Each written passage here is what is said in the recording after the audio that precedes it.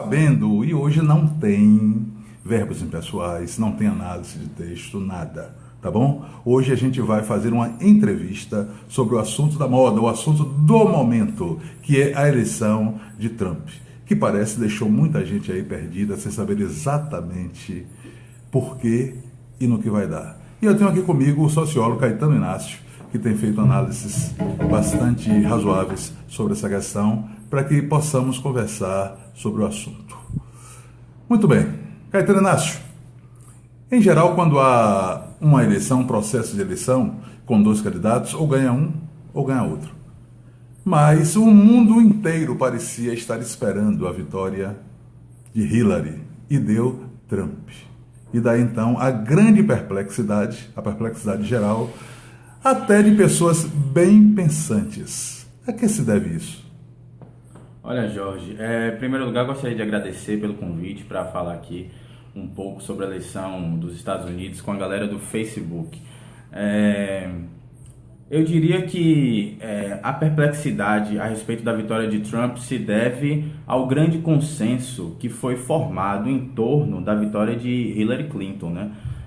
Um consenso que se mostrou equívoco. Hillary Clinton, ela concentrou alguns dos poderes mais grandiosos do mundo em torno da sua candidatura, e um deles foi o poder midiático. Quer dizer, toda a grande mídia ocidental, toda a grande mídia americana, o New York Times, o CNN, a Fox, enfim, estavam apoiando a candidatura de Hillary Clinton, e a tal ponto que o New York Times, às vésperas da eleição, chegou a afirmar que ela tinha 92% de chance de vitória. Então, quando a gente observa esse movimento, a gente conclui que tratou-se mais de propaganda do que de uma aferição verídica, não é, do que estava se passando na sociedade americana. Por outro lado, a gente percebe que observadores mais atentos, como o próprio Michael Moore, famoso documentarista americano, anunciou com 4 meses de antecedência que Donald Trump sairia vitorioso nas eleições. Dando até 5 motivos para a vitória de Trump. Pois é. Entre eles, ele argumentou que, em primeiro lugar, Hillary Clinton é uma candidata com grande rejeição entre a sociedade americana. Mais de 70% da população não confia nela. Ela já deu declarações ambíguas sobre temas importantes como o casamento gay, e apoiou as intervenções militares desastrosas e trágicas que os Estados Unidos bancaram no seu período de secretária de Estado. Além disso, o Michael Moore continua argumentando. Ele disse que o homem branco americano que está depauperado, que está desempregado, que está endividado, que está vendo os empregos industriais migrando nos últimos anos para a China, para o México, e que deseja melhorar de vida urgentemente, ele foi atraído pelo discurso de Trump de proteção dos empregos, dos salários do povo americano.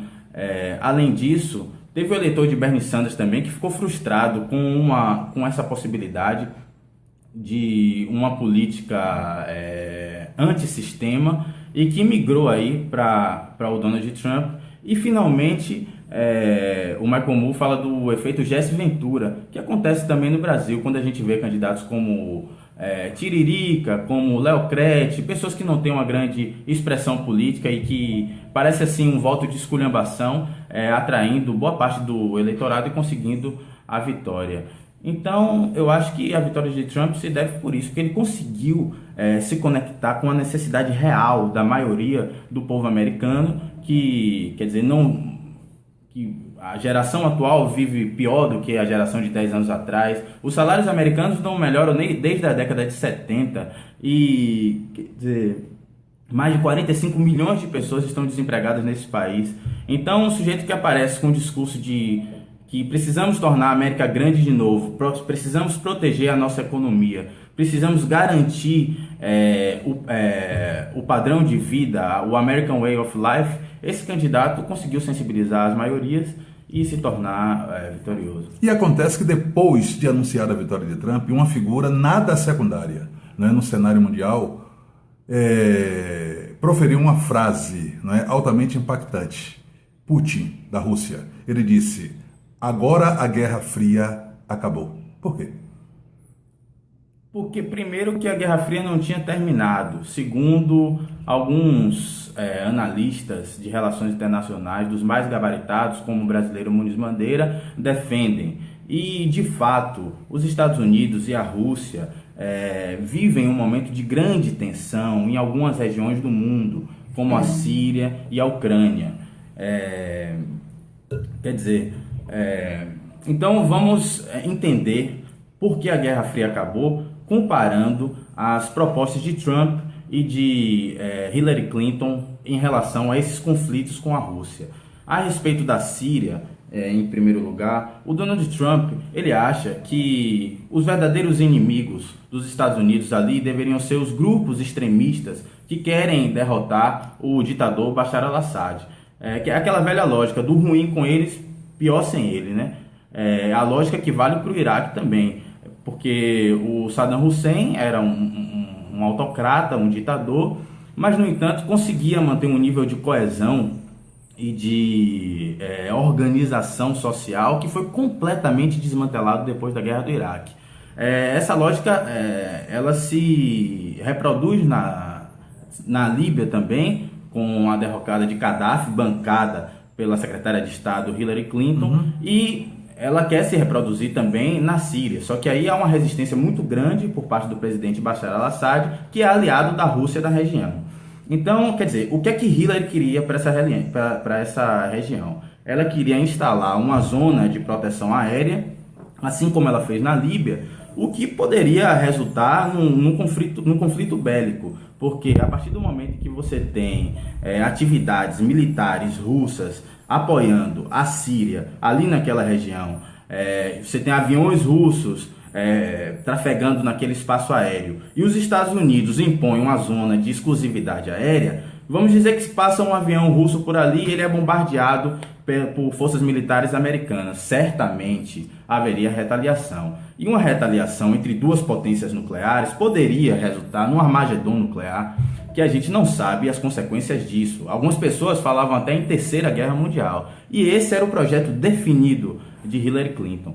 Por outro lado, o Donald Trump não. Ele propõe se aliar ao presidente russo e ao presidente sírio para poder derrotar as forças extremistas que se opõem ao governo sírio nessa guerra civil, que já dura 4 anos. E isso significa uma distensão muito grande entre Rússia e Estados Unidos nessa região.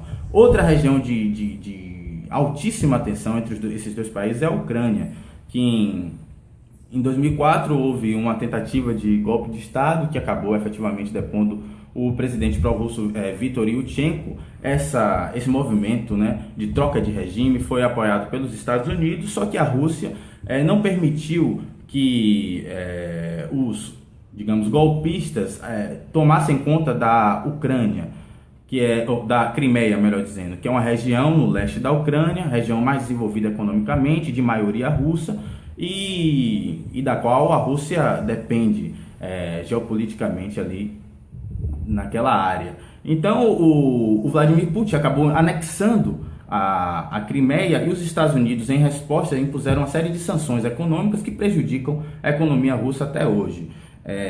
Além desse conflito, hoje, segundo o professor Steve Cohen, que é um dos maiores especialistas em Rússia nos Estados Unidos, a OTAN realiza hoje mesmo uma série de atividades militares ali na fronteira com a Rússia que são extremamente perigosas, porque se isso redunda numa morte ou num bombardeio de agentes russos, poderia haver retaliação por parte da Rússia em relação à OTAN, e aí estaria deflagrado mais um conflito com potencial nuclear. Entendi.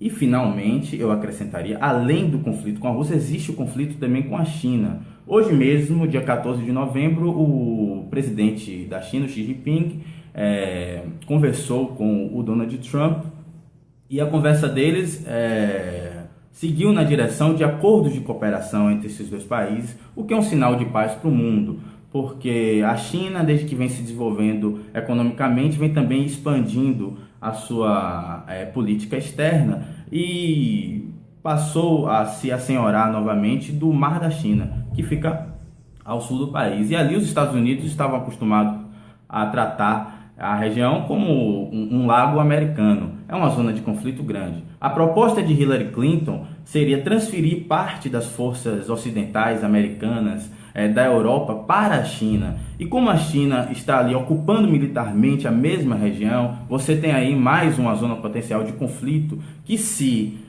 o Donald Trump conseguir se entender com o governo chinês, será também distensionada. Portanto, por conta desses novos termos de relação com a China e com a Rússia, se o Donald Trump mantiver o seu discurso, a humanidade respira aliviada, sim.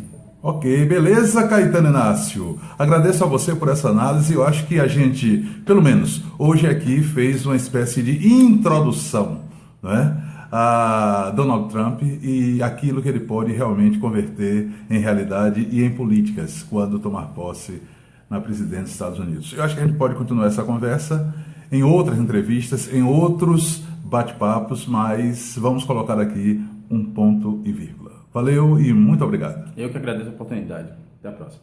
Tchau, gente.